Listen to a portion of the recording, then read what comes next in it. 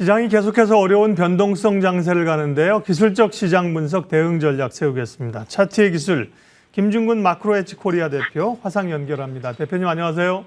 네, 안녕하세요. 네, 휴일도 좀 있었고 오랜만에 뵙는 느낌인데요.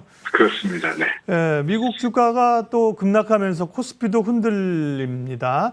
저점은 지난 목요일에 2,546인데요. 저점은 지킬는지 지수 좀 읽어주십시오. 코스피부터. 예, 사실 오늘 그 방송이 예정이 되어 있으면서 은근히 좀 걱정이 됐습니다.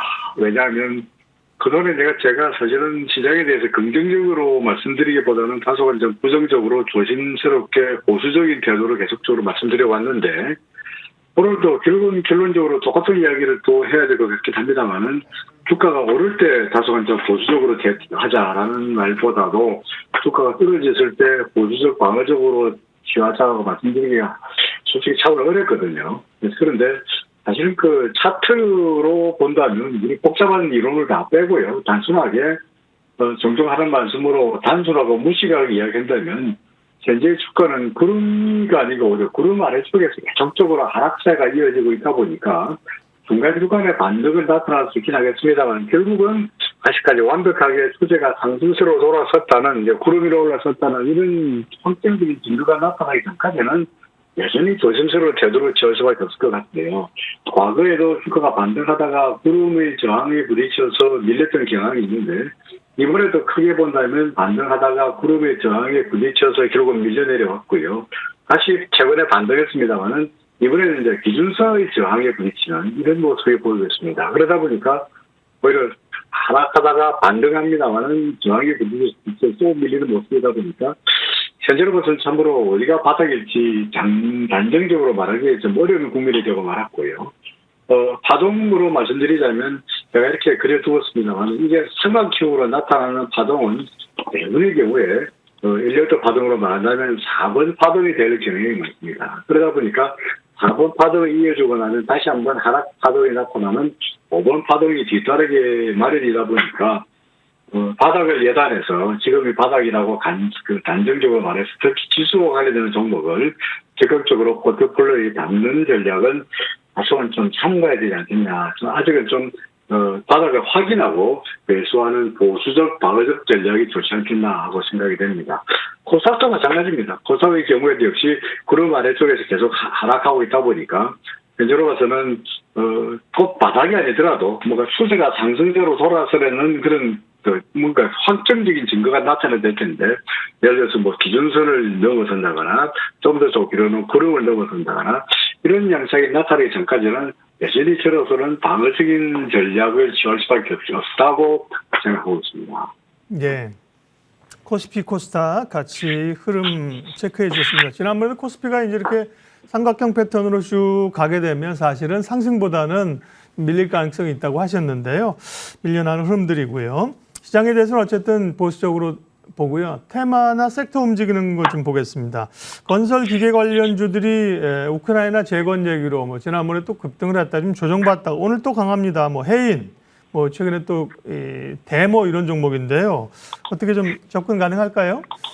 네, 그렇죠. 시장이 아무리 전반적인 기수가 엉망일지라도 개별 종목 중에서는 지수와 필러 관련되는 종목들은 오르는 종목들이 찾아보면 분명히 마련이고요. 그리고 차트로 보더라도 꾸준하게 상승세가 나타나거나 이제 막 상승 추세로 돌아가는 종목을 찾기는 그다지 어렵지 않아 보입니다. 최근 들어서는 역시 이제 우크라이나의 그 EU가 우크라이나 재건 사업에 참여하겠다, 지원하겠다 그런 이유로 건설 기계류의 관련주들의 주가가 상당히 괄목할 만한 상승세를 보이고 있는데 다소같이 해인 같은 경우는 상가가 올라갔고요. 저는 그런 관점에서 오늘 진성치 씨를 보고 있습니다. 해인은 너무나 급등해서 상가니까 아마 매도 물량도 없을 테니까 들어가기도 어려울 것 같습니다만 진성치 씨 일목균형표에서 말한다면 구름을 벗어나서 계속적으로 기준선에서 나름대로 기준을 받고 상승하는 모습이다 보니까 우크라이나 관련이 아니더라도 앞으로 정부가 건설 쪽으로 계속적으로 투자를 늘리고 하는 걸 기울을 늘리고 하는 건 정책적으로 보더라도 진성 TC 같은 종목에 대한 뭐 대모도 말씀드렸습니다만 진성 TC나 대모 혹은 저는 수산중공업도 괜찮아 보이네요. 수산중공업도 꾸준하게 상승세가 이어지고 있다 보니까 뭐 수산중공업, 대모, 뭐 진성 TC 같은 종목에 대한 접근은 뭐 크게 무리가 아니지 않겠나라고 판단됩니다. 네. 그리고 이제 바이든 대통령이 방한하면서 한미 정상회담이 있습니다. 예, 관련해서는 일부 좀 뭐 뉴스에 반영이 됐을 수도 있을 텐데요. 볼만한 섹터나 종목들 어떤 거 있을까요? 그래서 이제 바이든 방한하다 보면은 이제 여러 가지로 관련주들이 예를 들어 당장 뭐 북한에서 바이든 방한과 맞붙여서 혹시 미사일이나 핵실험을 하지 않을까라는 우려감도 있고요. 또는 관세 철폐에 따르는 뭐 관련주들 또는 뭐 바이든이 계속 정책이 주장한 대로 신재생 에너지 관련주들 여러 가지 테마가 시장에서 이제 뭐가 관심도가 될까라고 뜨고 있습니다만 하나씩 따져봐서 본다면 예를 들어서 방산 또는 안보와 관련해서는 역시 우리는 스페코 같은 정보들을 눈여겨볼 필요가 있습니다만은 스페코는 차트상으로 보더라도 꾸준한 상승세가 계속적으로 저점을 높여가면서 이어지고 있는 데다가 역시 기준선 위로 올라와 있고 구름 위로 올라와 있고 해서 스페코 뭐 당장 뭐 북한이 미사일을 쏘든 안 쏘든 또는 핵실험을 하든 안 하든 간에 상당히 괜찮아 보이는 종목이라고 판단됩니다. 한국 지난번에 우리 보안 안보 이야기했을 때 한국 항공우주도 말씀드린 바 있습니다만 한국 항공우주 역시 스페코와 마찬가지로 우상향하 웃으면서 구름 위에서 기준선 위에서 계속 가고 있다 보니까 이 종목도 꼭 뭐 바이든이 아니더라도 또는 뭐 북한의 핵실험과 이런 보안이 아니더라도 전반적인 흐름속으로 봐서 상승세가 이어지고 있는 것으로 판단됩니다. 또 하나 역시 이제 바이든이라면 역시 뭐 신재생 에너지, 풍력 발전, 그죠? 뭐 이런 쪽이니까 그런 관련해서는 이제 현대 에너지 솔루션을 꼽고 싶은데요. 그동안에 다른 종목들은 이미 상당히 주가가 많이 올랐습니다만은 현대에너지 솔루션은 계속적으로 일목으로 본다면 구름 아래쪽에서 상당히 오랜 기간을 보합 내지는 하락 조정 국면을 거쳤고요.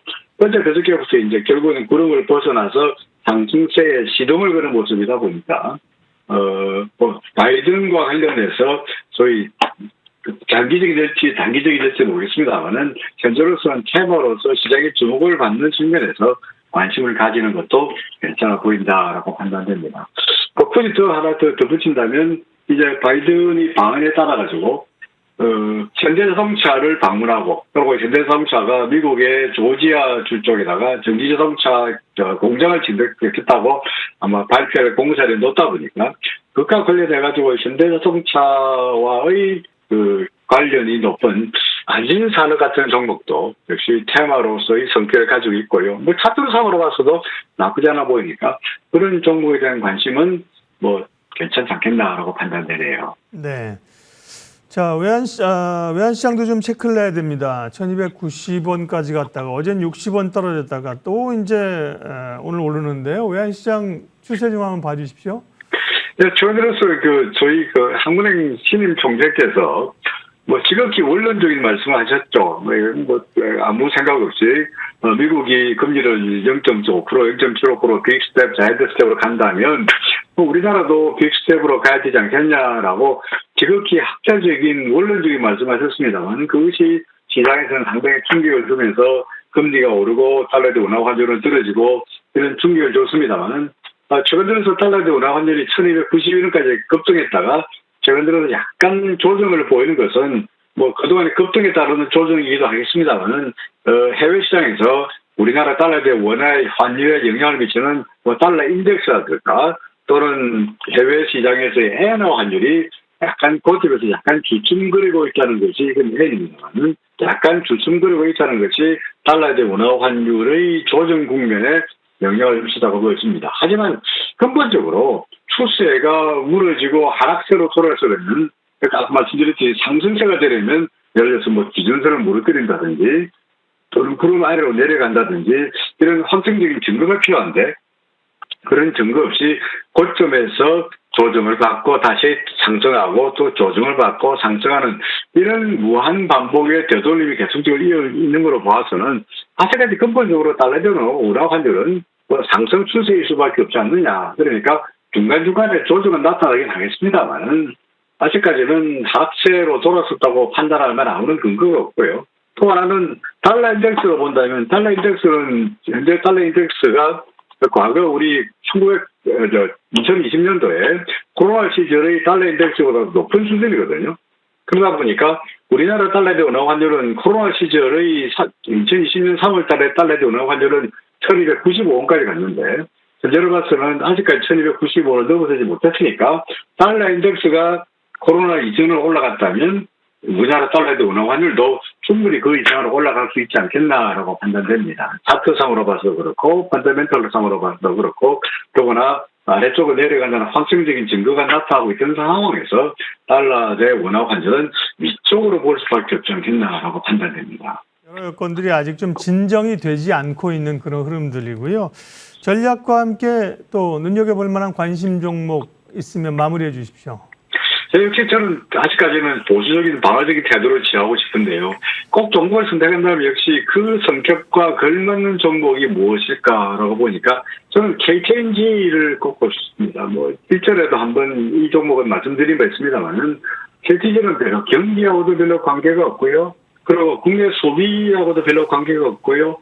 그야말로 담배 또는 인삼 관련 쪽이니까 건강을 생각한다면 인삼이고 또 그거나 화가 나고 스트레스가 많이 쌓이면은 담배이다 보니까 경기 방어적인 성격도 있고 시장과 별로 관계없는 무조건 상승세가 이어지는 종목이라고 말씀드릴 수 있겠습니다. 아직까지 전반적인 시장은 보수적으로 접근하고 있습니다만은 굳이 종목을 꼽는다면 KTNG 차트로 봐서 나쁘지 않으니까 KTNG를 꼽고 싶습니다. 목표가로 말한다면 전고점이었던 86,000원 정도까지 될 것이고요. 아래쪽으로 손절한다면 기준선 밑으로 내려가는 81,000원 이하로 내려가는 손절한다면 훌륭한 투자가 되지 않겠나라고 판단이 됩니다. 네, 기술적 시장 분석 차트의 기술 마크로에지 코리아 김중근 대표님과 함께했습니다. 고맙습니다. 네, 고맙습니다.